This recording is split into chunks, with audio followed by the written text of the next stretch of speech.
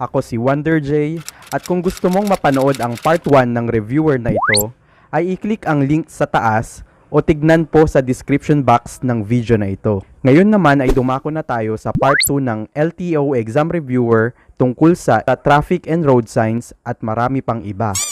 Alin sa mga sumusunod ang nakalarawan?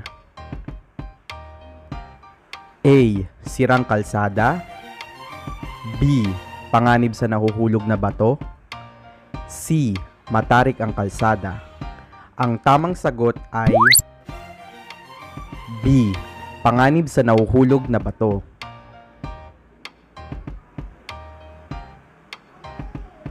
Alin sa mga sumusunod ang nakalarawan?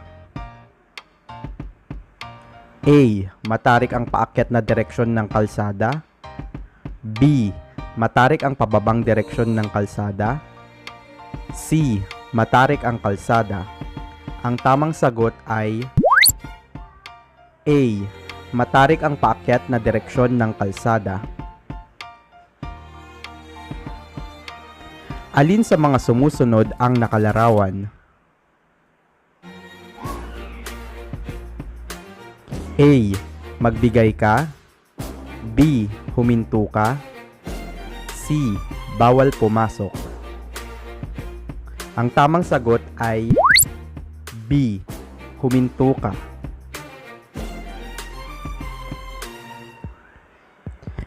Alin sa mga sumusunod ang nakalarawan? A. Bawal pumasok ang bus. B. Bawal pumasok ang kotse. C. Bawal pumasok ang truck. Ang tamang sagot ay C. Bawal pumasok ang truck.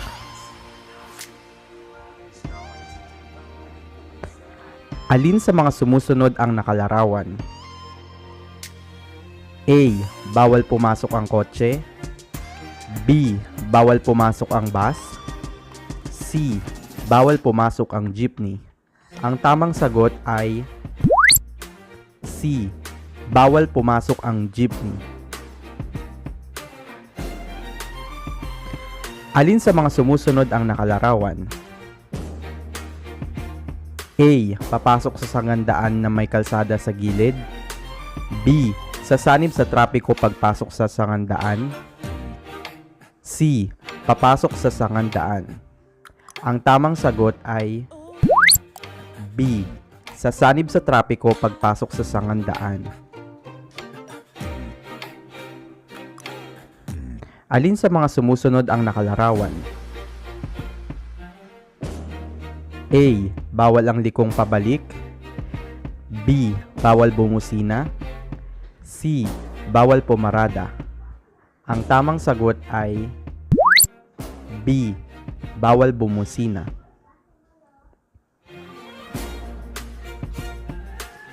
Alin sa mga sumusunod ang nakalarawan? A. Madulas ang kalsada. B. Baku-bakong kalsada. C. Matarik na kalsada. Ang tamang sagot ay B. Baku-bakong kalsada.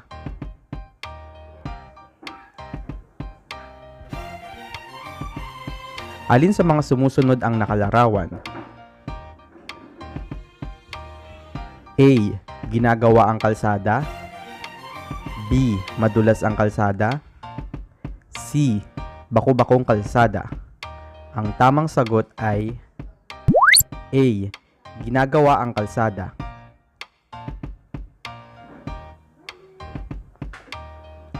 Alin sa mga sumusunod ang nakalarawan? A. Doble ang kurbadong delikado sa daan. B. Doble ang kurbadong delikado sa unahan. C. Doble ang kurbadong delikado sa kaliwa. Ang tamang sagot ay C. Doble ang kurbadong delikado sa kaliwa. Alin sa mga sumusunod ang nakalarawan? A. Baku-bakong kalsada. B. Madulas ang kalsada. C. Matarik ang kalsada. Ang tamang sagot ay B. Madulas ang kalsada. Alin sa mga sumusunod ang nakalarawan? A. Daang tren. B. Lugar ng paaralan. C. Lugar ng hospital. Ang tamang sagot ay B. Lugar ng paaralan. Alin sa mga sumusunod ang nakalarawan? A. Delikado ang kurbado sa kanan. B. Delikado ang kurbada sa kaliwa. C. Delikado ang kurbada sa unahan. Ang tamang sagot ay C. Delikado ang kurbada sa unahan. Alin sa mga sumusunod ang nakalarawan? A. Ilog. B. Sirang kalsada. C. Matarik ang kalsada. Ang tamang sagot ay A. Ilog.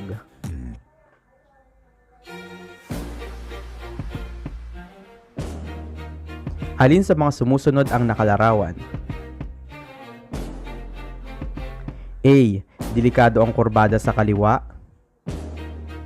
B. Delikado ang kurbado sa kanan.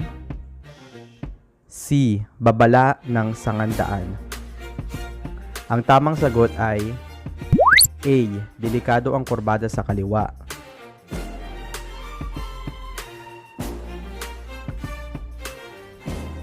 Alin sa mga sumusunod ang nakalarawan?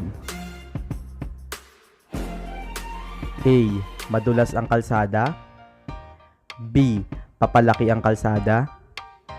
C. Papaliit ang kalsada. Ang tamang sagot ay C. Papaliit ang kalsada.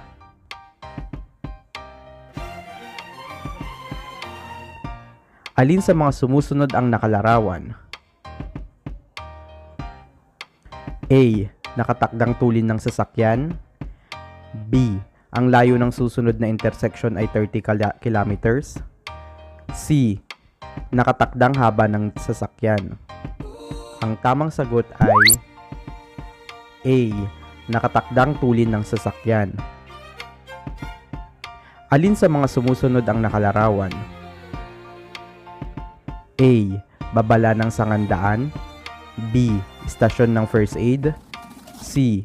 Babala ng daang tren. Ang tamang sagot ay A. Babala ng sangandaan.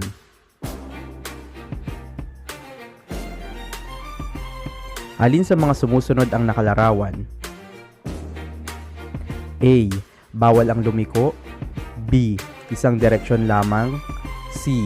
Bawal pumasok ang lahat na klase ng sasakyan. Ang tamang sagot ay C. Bawal pumasok ang lahat ng klase ng sasakyan.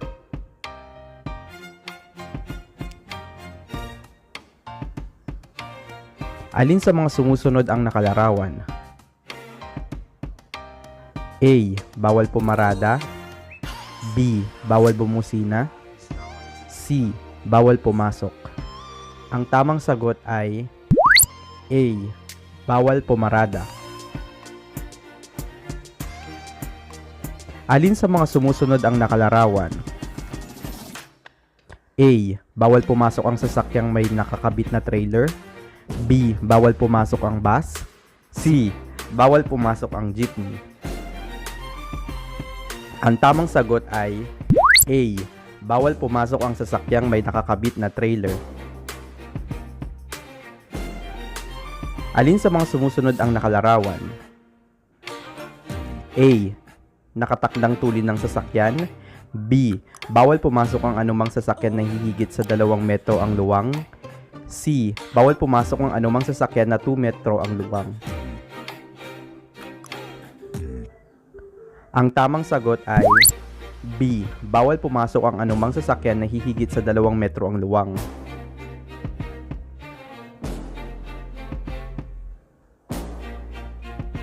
Alin sa mga sumusunod ang nakalarawan? A. Bawal dumaan ng tren. B. Daang tren. C. C. Babala sa sangandaan. Ang tamang sagot ay B. Daang tren. Alin sa mga sumusunod ang nakalarawan? A. Tawiran ng hayop. B. Kulungan ng hayop. C. Bawal tumawid ang hayop. Ang tamang sagot ay A. Tawiran ng hayop. Alin sa mga sumusunod ang nakalarawan? A. Bawal pumasok. B. Magbigay ka. C. Huminto ka. Ang tamang sagot ay B. Magbigay ka. Ang kailangang gulang sa isang aplikante sa pagkuha ng professional driver's license ay A. 18 taong gulang. B. 17 taong gulang. C. 21 taong gulang. Ang tamang sagot ay A. 18 taong gulang. Ang kailangan distansya sa pagitan ng sinusundang sasakyan ay A. Sinlaki ng sukat ng dalawang sasakyan. B. Sinlaki ng sukat ng isang sasakyan. C. Sinlaki ng sukat ng tatlong sasakyan. Ang tamang sagot ay B. Laki ng sukat ng isang sasakyan. Ang dalawang dilaw na linya na putol-putol ay palatandaan na A. Ibinagbabawal ang paglusot sa kaliwa. B. Maaaring lumusot ng pakanan o pakaliwa kung walang peligro. C. Ibinagbabawal ang paglusot sa kanan. Ang tamang sagot ay B. Maaaring lumusot ng pakanan o pakaliwa kung walang peligro. Ang busina ay ginagamit upang A. Makapagbigay babala ng kaligtasan o pag-iingat upang maiwasan ang aksidente. B. Iparinig na maganda ang tunog ng busina. C. Makakalikha ng ingay. Ang tamang sagot ay A.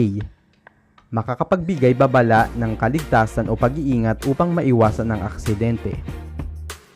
Ang pinakaligtas na tulin ng isang sasakyan ay naaayon sa A. Kondisyon ng kalsada at panahon. B. Kakayahanan ng sasakyan. C. Kakayahanan ng magmaneho ng driver. Ang tamang sagot ay A. Kondisyon ng kalsada at panahon. Ano ang dapat mong gawin kung may ambulansya sa likod mo na may pulang ilaw at sirena? A. Lumipat sa pinakakanan na kalsada at bumagal o huminto kung kailangan. B. Huminto ka agad. C. Dagdagan ang iyong bilis para hindi mo maabala ang ambulansya. Ang tamang sagot ay A. Lumipat sa pinakakanan ng kalsada at bumagal o huminto kung kinakailangan. Ano ang dapat gawin ng isang driver kung ang lisensya niya ay nawala? A. Mag-apply ng duplicate license. B. Mag-apply ng panibagong lisensya. C.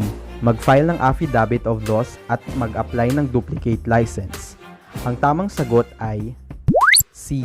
Mag-file ng affidavit of loss at mag-apply ng duplicate license.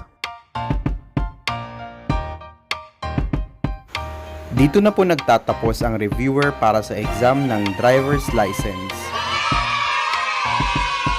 Sana po ay marami po kayong natutunan. Good luck mga ka-wonder. At don't forget to like, comment, share, and subscribe!